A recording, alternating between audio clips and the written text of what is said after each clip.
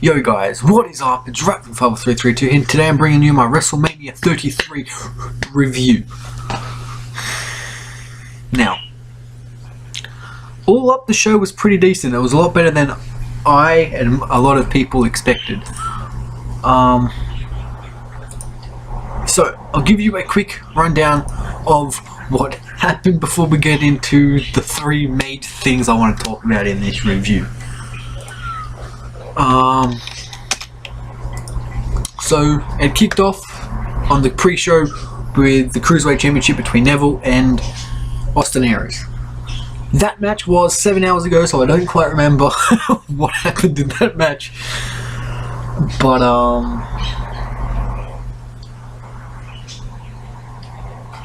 that match was decent for a pre-show match.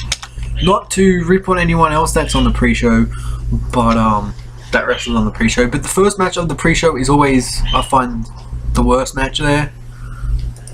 But that's my personal opinion. They try to get everything so excited, and the first match just flops. So it's got to come naturally. But yeah, that match was pretty decent. Like I said, I don't remember much because it was 7 hours ago.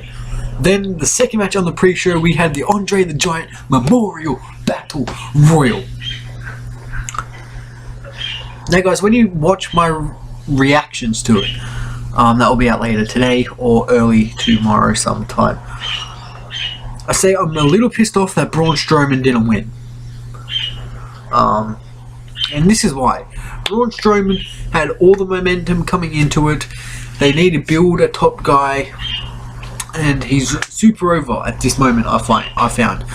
But and to be one of the first people to get eliminated, fair enough, it took most of the participants to eliminate him, but I just found that it made him a little weak.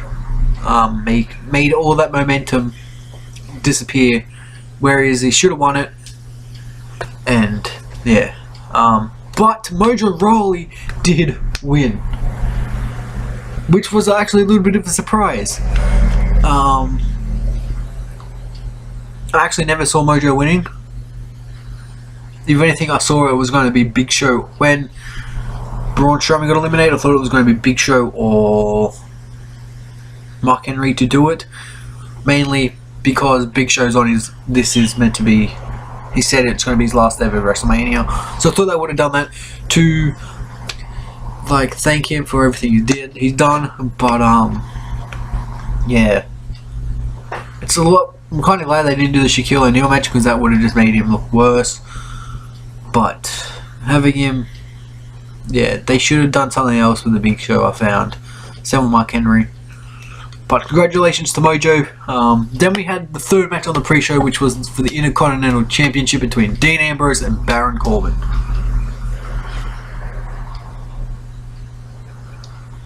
Dean Ambrose retained. I don't know why he retained for. Again, with the previous match, Baron Corbin had all this momentum coming in. Dean Ambrose hasn't defended it. He's defended it once since he won it before the Royal Rumble. From Royal Rumble to now, it's been 2 months, or almost 3 months, and he hasn't defended it. He's defended it once, whereas after Miz and Dolph Ziggler worked so hard on it for pretty much an entire year to make it actually mean something, they put it on Dean Ambrose, who does jack shit with the title. I mean, if it went to Baron Corbin, you're creating a new star. Who again has all this momentum, like I said before. They should have put it on him, made him become a Miz, or don't become a Miz or a Ziggler, but he could have helped make the IC title once again mean something. So yeah, a little disappointing that Ambrose retained. Then we actually kicked off WrestleMania on the actual show with AJ Styles and Shane McMahon.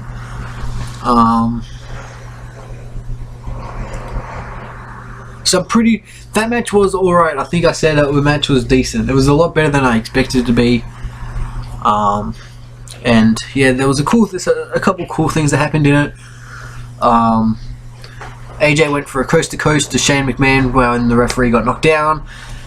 to a bin to Shane's face. As soon as AJ jumped, Shane countered it with a bin to the face. Then there was AJ went for a 450 splash. That got counted into a triangle. Then after about, I'm going to say, a minute and a half, 2 minutes of that triangle being locked in, AJ recounted it into a Styles Clash. She still didn't put him away, and yeah, there was some pretty cool things in it. An elbow drop that Shane normally does from the top rope to through the announce table, which wasn't new. And then a coast to coast. Then AJ Styles did a phenomenal forearm.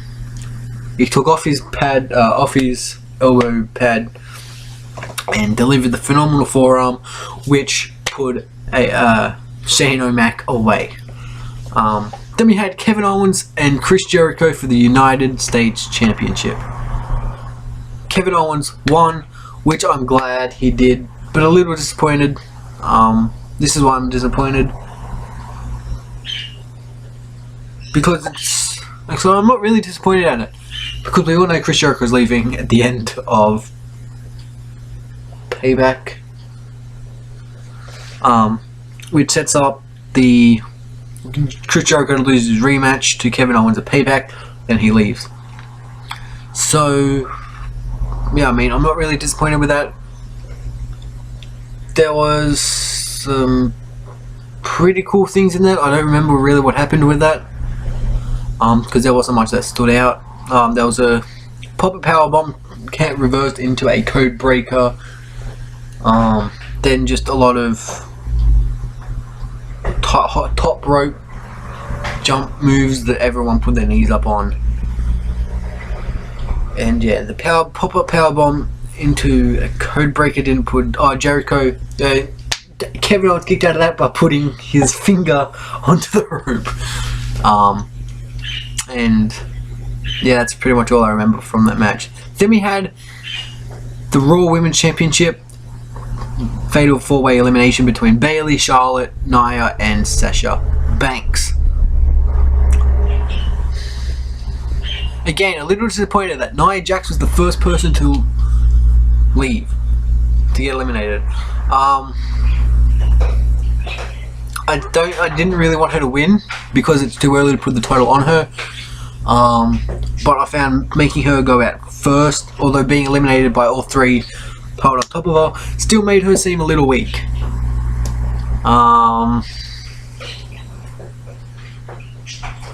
And yeah, so Bayley retained, Sasha Banks left, got eliminated by someone, I can't remember who, then Bayley beat Charlotte.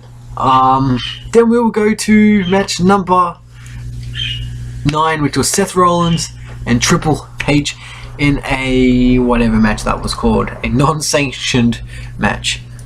I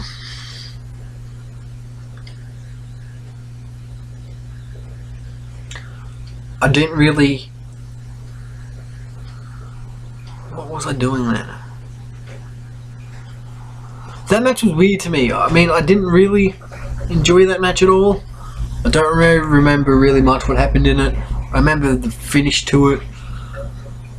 Stephanie grabbed Seth Rollins, held him against the ropes. Triple H went to hit him. Seth moved out of the way, stopped so he didn't hit Steph. Turned around into a super kick. Turned around, knocked Stephanie through a table. Triple H was there for about 20 seconds, getting pissed off. He turned around, straight into a pedigree, and that's how the match ended. Other than that, it was just a lot of Triple H working the knee. So that match was decent.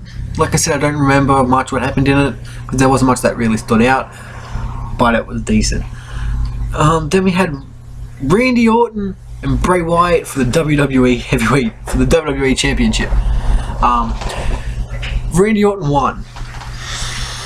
I said in my review, in my reactions, I don't know how to feel about it because Randy Orton is one of my favorite wrestlers. However, coming to think about it, it was the worst decision they could have made. Why? Because Bray Wyatt has been with the company for I'm going to say 7 years. He's probably been with them all. I'm not 100% correct, but I'm going to say he's been with the company for 7 freaking years. They put the title on him for a month. Make him lose it to Randy Orton. In a match that was alright. But they should have kept the title on Bray until about SummerSlam. Made him lose the belt to whoever.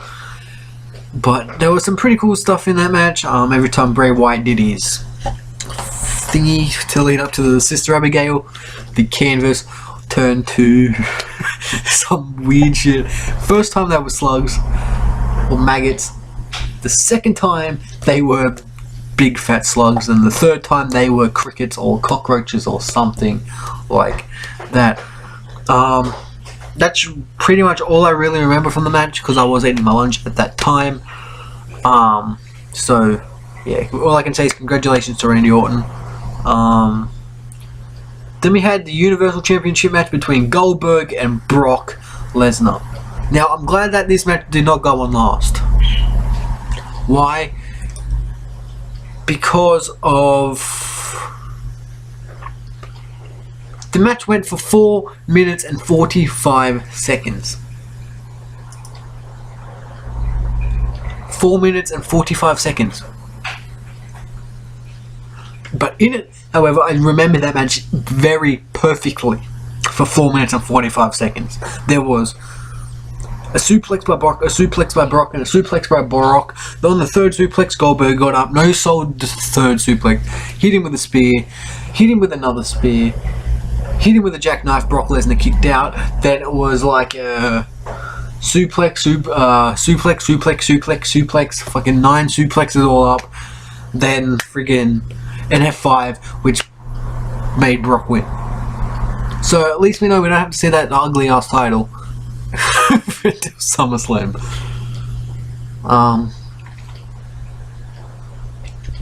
But it's not really ugly anymore. I'm used to it. But yeah, see Brock at SummerSlam, see that Universal title at SummerSlam. Feel bad for everyone else on Raw. But yeah. Then we have the 6-pack SmackDown Women's Championship between Alexa Bliss, Becky Lynch, Carmella, Mickie James, Natalya, and Naomi. What the fuck? Like seriously, this match, no joke, went for 5.5 minutes with 6 females. It went a minute over what the Brock and Goldberg match did. The only thing I remember from it was Becky Lynch bloody giving James Ellsworth the exploder suplex. That's the only thing I remember from it. But Naomi won. And yeah, I honestly don't know what they're doing. They're trying to make the women's matches try and make the women make them great, but when you give them 5.5 minutes for a match with 6 people in it, you just Now let's talk about the 3 things that we want to talk about. So we'll talk about the very first one, or the second one actually. John Cena and Nikki Bella and Miz and Maurice. John Cena and Nikki Bella won, which again I was disappointed about, because Miz and Maurice should have won. Why? The Miz is on the best momentum and the best run of his career, and he lost to John Cena and Nikki Bella. However, the reason I want to talk about this match is that match was terrible, to be honest. I remember jack shit from it. The only thing I really remember from it was the ending. The rumors said that John Cena was going to get down on one knee and propose. If you watch my reactions, you see I go to do it and I said no, he just grabbed a microphone. And then he said stupid corny ass shit. And then he proposed and she said yes. So congratulations John Cena and Nikki Bella on getting married whenever you get married. Now, which one do I want to talk about?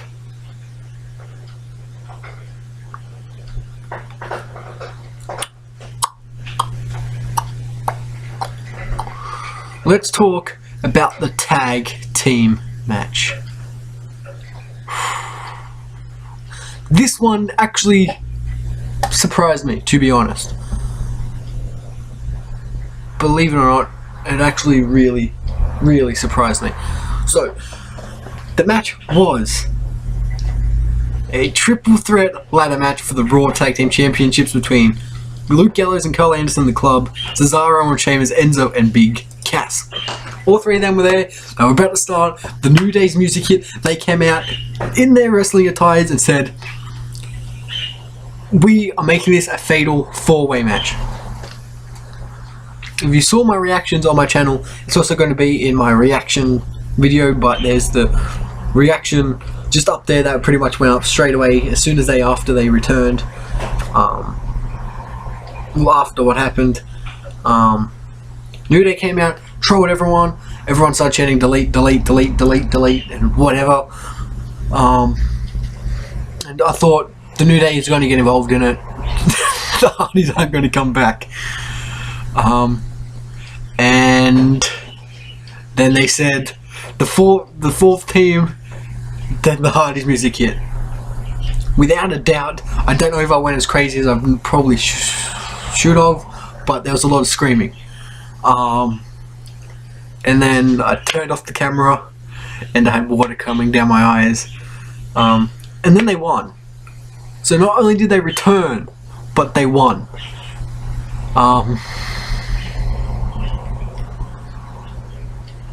I said right at the beginning, I don't care who wins the match. Enzo and Cass could win, and I would be happy the Hardy Boys are back. But they won, which is rarely heard of. If they return, they don't normally win a tag belts or anything. They usually become as jobbers. But obviously, Vince can't turn the Hardys into jobbers, which is actually a little. But I'm not quite sure at the moment if they seem to be doing the Hardy gimmick again. But hopefully that gets resolved from Vince and whatever. So, I mean, I had a feeling they're going to be there. But if they were, I didn't think they would be wrestling. I thought they would come out and cut a promo or even just rock up and Raw. But yeah, then we had the very last match, which was the main event, which was Roman Reigns and The Undertaker in a no-holds-barred match. This match was actually match of the night. To be honest, it was match of the night. It was not the longest match there, but because Seth Rollins and Triple H was, which is a bit of a shame considering it was the main event. But yeah, that match was match of the night. I don't hate to say it because it was a Roman match, but I'm not sure if you will agree with me on that because there was just a lot of Superman punches and whatever on it. The only thing I didn't like with it was that Roman won.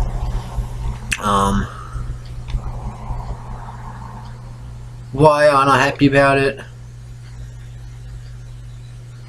Because here's the thing, right? Undertaker could have won it and made Roman look strong. I mean, he did a tombstone, he kicked out, he did a chokeslam onto a chair, he kicked out. There were so many other things that Undertaker could have done to Roman that made him look strong and hopefully get him over. And then there was another thing I didn't like. Roman bait him clean. There was no... I mean, I'm actually glad that the crowd took it so well. I mean, they booed, but they didn't do anything like miraculously like I thought they were going to do. I thought people were going to like start throwing shit at him or whatever, or start a riot, but no, nothing happened like that. But Roman left. They showed a replay after Undertaker set up, and then his music hit with him in his entrance attire. He stood there for about 2 minutes, looked around, took off his gloves, took off his jacket, and then took off his hat, and then walked down, walked to Michelle McCool, kissed her, left, and raised the arm. So this seems like it's the last time we're ever going to see The Undertaker. It was actually, I did my reaction a little delayed to it that I probably should have. I was going to record it straight after the match, but to be honest, I got a little emotional. Everyone said that when The Undertaker retired, guys were going to get emotional, and well, I did. Why? Because he was a big part of my childhood to do with wrestling. Yeah. This actually really sucks. But yeah, so, and this is another reason I didn't like that Roman won. It was his last ever match. Like, you could have given, it wasn't a career versus whatever, it was just, they could have done the right thing from The Undertaker and made him win. I mean, and to be honest, I know I hate to say it, but if it was Undertaker versus John Cena, I'm pretty sure John Cena would have done the right thing and said, like, I don't care, I just want to fight. Like, I'm pretty sure John Cena would have let The Undertaker beat him and walk out on the high note, but Roman won and left. I mean, he could have at least turned heel on The Undertaker, which would have made everything a lot better, but yeah, he didn't. The only thing I can say was that everyone pretty much thanked him. As soon as he lost and Roman left, well, actually, pretty much as soon as he left the ring, his music was still playing and everyone was chanting, "Thank you, Taker." He stayed down for about 3 minutes, selling all the spears that he did. And yeah, so thank you, Undertaker. And yeah, so guys, this was my review of WrestleMania 33. If you enjoyed today's episode, hit that like button. If you're new, hit subscribe and turn on notifications. And comment your thoughts on WrestleMania 33. And stay tuned for my reaction video that will come out sometime within the next 12 hours. It will definitely be up. I'm just going to edit all the clips together, chuck music on, and then upload it and wait for it to upload. But other than that, guys, thank you for watching. This is Ratven signing out. Peace.